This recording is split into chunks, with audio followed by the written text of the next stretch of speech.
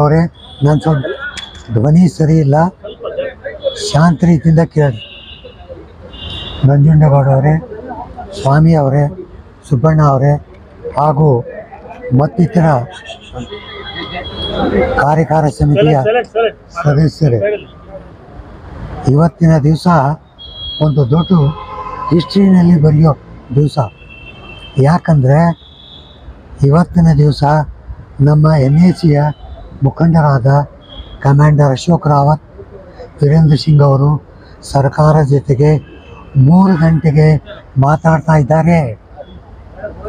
ಸರ್ಕಾರ ನಮ್ಮನ್ನು ಕರೆದಿದೆ, ನಾವು ಸರ್ಕಾರಕ್ಕೆ ಏನಾದರೂ ನಮಗೆ ಒಂದು ಹಾದಿ ತೋರಿಸಿದ್ರೆ ಅಷ್ಟೇ ಬರ್ತೀವಿ ಅಂದಮೇಲೆ ಕರೆದಿದ್ದಾರೆ.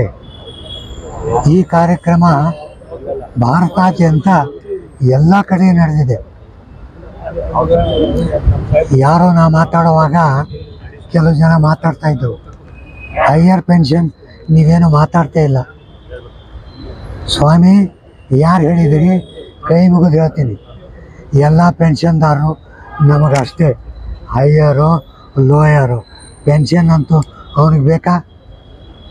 ಪೆನ್ಷನ್ದಾರರಿಗೆ ಸುಪ್ರೀಂ ಕೋರ್ಟ್ ಜಡ್ಜ್ಮೆಂಟ್ ಆಗಿ ಹೈಯರ್ ಪೆನ್ಷನ್ಗೆ ಹಾದಿ ತೋರಿಸಿದೆ, ಲೋವರ್ ಪೆನ್ಷನ್ಗೇನು ಹಾದಿ ತೋರಿಸಿಲ್ಲ. ಅದಕ್ಕೆ ಲೋವರ್ ಪೆನ್ಷನ್ನು ಹಾಗೂ ಸುಪ್ರೀಂ ಕೋರ್ಟ್ ಆರ್ಡರ್ ಏನು ಬಂದಿದೆ ಅದಕ್ಕೆ ಲಾಗು ಮಾಡೋಕ್ಕೆ ಪ್ರಯತ್ನ ಮಾಡ್ತಾಯಿದ್ದೀವಿ. ನಮ್ಮ ಸ್ವಾಮಿಯವರು ಮುಂದೆ ಎಲ್ಲ ಡೀಟೇಲಾಗಿ ಹೇಳ್ತಾರೆ.